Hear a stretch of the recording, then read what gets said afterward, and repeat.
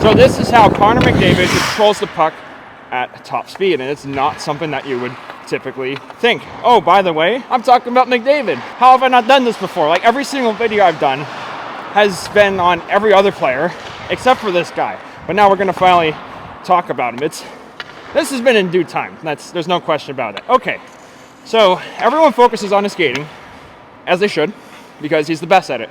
He set the standards for what a hockey player ability should be with skating.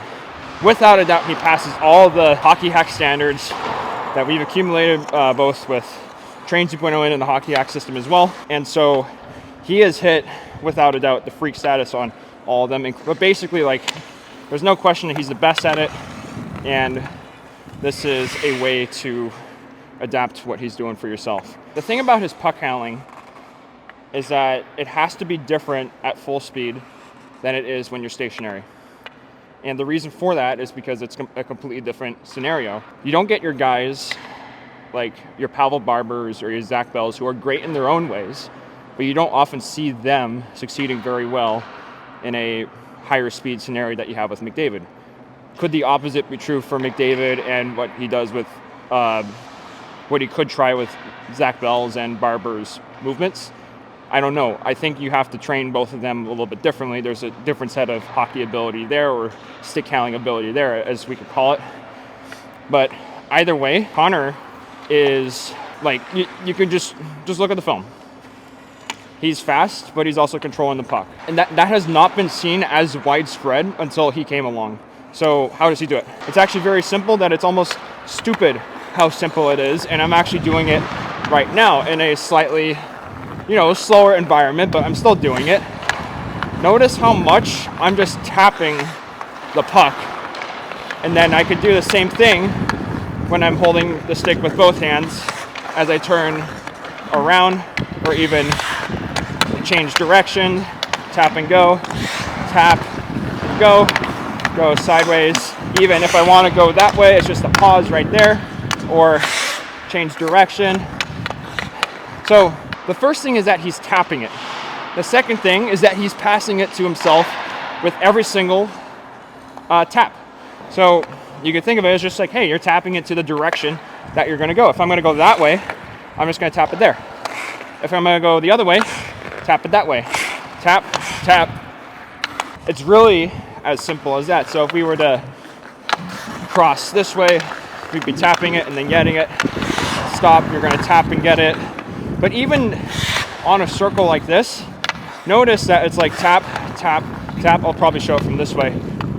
It's tap, tap, tap. If you look at him very closely with how he's doing it, and we'll show other guys like Nathan McKinnon as well, whenever they change directions, it's always a little tap and then collect. So that is the first progression, or first step, is realizing that he's not having the puck glued to his stick by tensing up his hands and then rolling his wrists. Yes, he does roll his wrist, but where is it at? It's for little fakes. It's not for actual puck control. If he wants to go side to side, he'll just anchor, he'll just soft drag, he'll just open up 10 and 2. It's his footwork that guides the puck handling. It's not his hands that guide his puck handling. Everyone looks at the hands. Don't look at the hands. Look at the footwork. And I have pretty much the whole blocker side just from like the way my feet are moving. It's almost like stick handling with your feet instead of your hands. Look at the whole. I'm tired of players and coaches who are just isolating one area. They call me a nitpicker. Well, I look at the entire movement. I look at the entire body. I look at the entire biomechanics. And you realize that when you look at the whole, you cannot nitpick. So who's actually the nitpicker here? It's not me. So when he's picking up speed, he's tapping it, he's passing it to himself. Even when he has to go and deke, sometimes he won't even touch the puck. He'll just have the stick in the air. Or if someone's going to try to take it off of him, he'll just lift the stick up, let the puck go, let the puck go, let the puck go, and then he gets it back. We saw other good puck handlers in tight spaces like Crosby and McKinnon and McCarr do this. And there's a great reason. It's because this is actually how you control the puck at top speed. So that's why they're better at it versus some other skill, albeit they're skilled just in a different way with Barber and Zach Bell. They're great at what they do. I don't want to dismiss that. But it is different distinctly from the McDavids, the Caners, the Crosbys, the McKinnons, etc. One of the drills I use with a lot of my clients is called a McDavid touch. Basically, you're tapping the puck right here and then lifting your stick off the ice as soon as it goes to this foot. Then it's going to go to this side.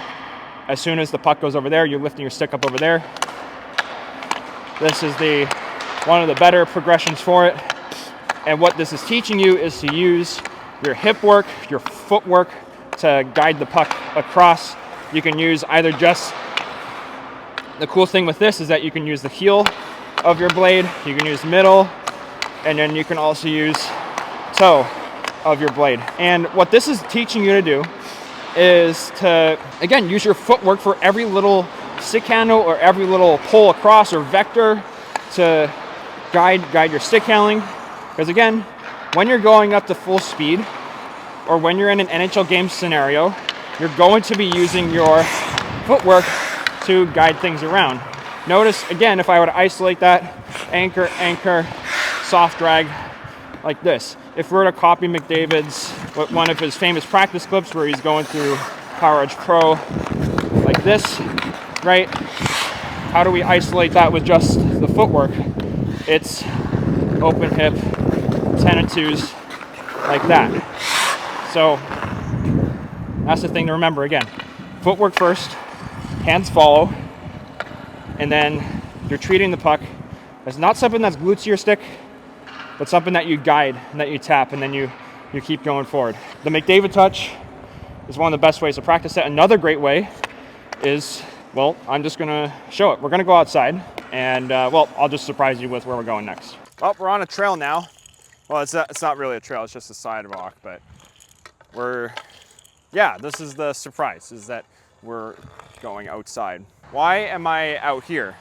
Well, during the pandemic, or during the shutdowns, whatever you want to call it, I would actually go out to trails and bring my green biscuit, bring an outdoor stick with me as well, and then just go around trying to keep control of the puck right in front of me, and then I would go around different little obstacles within the ground and all that. And for me, that really helped me understand the concept of moving my body with the puck and keeping actual control of it on a rough surface just like this. Now, not everyone needs to do this in order to understand the principles of the McDavid touch or even the puck control at a higher speed. But I'm just telling you that that's all what I did, and then I documented it from 2020 and a little bit onward when I've done it more. And it's actually one of my favorite ways to settle down a little bit. I will go either skating on a trail like this or downtown, wherever there's convenience to do that. Obviously, this isn't the best place because I've already run into people, and then there's another runner behind there, but I'm just showing you for the video that, like, hey, you can just come out here, bring a puck, and then guide it directly in front of you. You don't have to do anything that's too fancy with your stick handling in order to maintain control of it, and you'll be just fine. So there's also no problem handling this in rougher environments like what we can over here.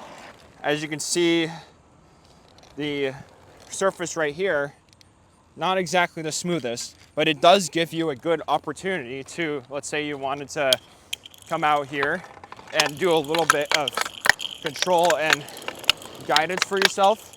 Let's say like it runs into a ditch like this, you're forced to end up like something like there, you're forced to react and tap it whenever it hits a little dark spot right there. You have to tap it.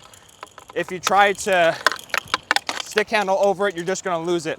So even if it hits a hole like right here, you're able to go out of it without too much problem, as long as you also don't trip yourself into it. Let's say it comes into a grass like this, you have to tap it. If you tried to pull it out, that would actually be much harder to do. Like I'm gonna try to pull it out here or pull it like that. No, you have to tap it.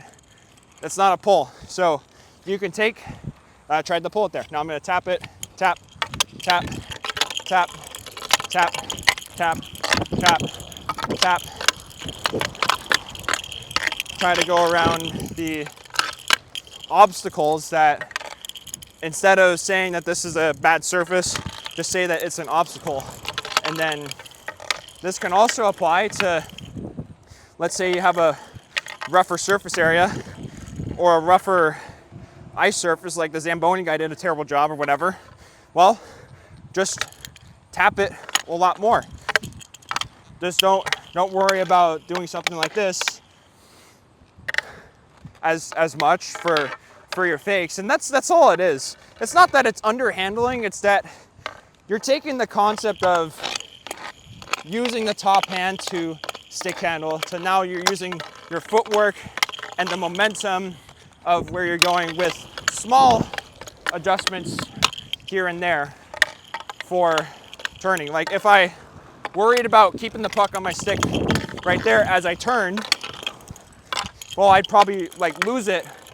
There'd be much more likely I'd lose it just like that. Whereas if I tapped it, I still have control of it even as I go into the crack. So that's the thing to remember. Even right there, if you have to kick it to yourself, you can do that too. Don't worry about the puck being glued to your stick. Worry about little passes to yourself.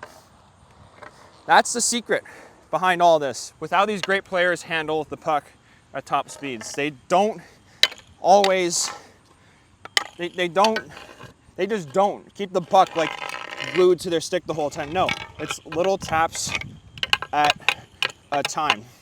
So try that out. Try out that McDavid touch. You can also practice it out here. There's no problem with that at all. It actually takes a lot less effort, but you have more control over it. Again, we want hockey to be easier, not harder. Why are we trying to make the game like harder for us to understand and harder for us to play? No, all the work that you do is designed to make it easier. That's what we want at the end of the day. I don't know why no one's talking about this, where the training that you're intending to do is supposed to make hockey easier. I've never heard a coach talk about that, by the way. And aside from myself, like the training that you do is supposed to, all that they say, by the way, is like, you need to work on your stick on, you need to work on your skating, you need to work on your shooting, you need to work on your edges. Okay, but why? Well, you want it to, they never say that second part. It's right in front of them for them to say it. It's so ridiculous. Anyway, speaking of making hockey easier, I have a school course called Standard School Hockey Act Standards. It details out everything that I've studied from the mechanics side to the gym side and what you need to reach as far as your strength, mobility, also mechanical, cadences, accuracy on shots, for instance, cadences with stick handling, that McDavid touch is in there also, and what speeds you need to reach. All of that is detailed out in there. That way it gives you direction, it gives you focus, it gives you a sense of clarity, a sense of simplicity, a sense of like accomplishment, and a sense of progress, like all of that. You're not going to find that with many other programs because they just do random, and because it's random, not focused, there's no direction, because that's the definition of random. There's no focus. You're doing everything at once. But because you're doing everything at once, you have no focus and no sense of progress. You might get a little bit better if you do everything at once, but the reason that standards is there is to allow you to focus on one thing at a time and to recenter yourself with what actually matters. And what actually matters for hockey training in this case is matching yourself up with players who have set the standards for hockey ability, which are guys like Connor McDavid, just like I referenced today, Sidney Crosby, Nathan McKinnon, etc. They're detailed out exactly from how they do hockey, literally. So Standard School is only $10 a month. If you sign up for a Hockey Acts membership between now and January 1st of 2025, you'll be able to get Standard School for free as part of the Hockey Acts membership, but only for a limited time. Anyway, that's how you control the puck at top speeds. I want to thank you for watching, and I will see you next time.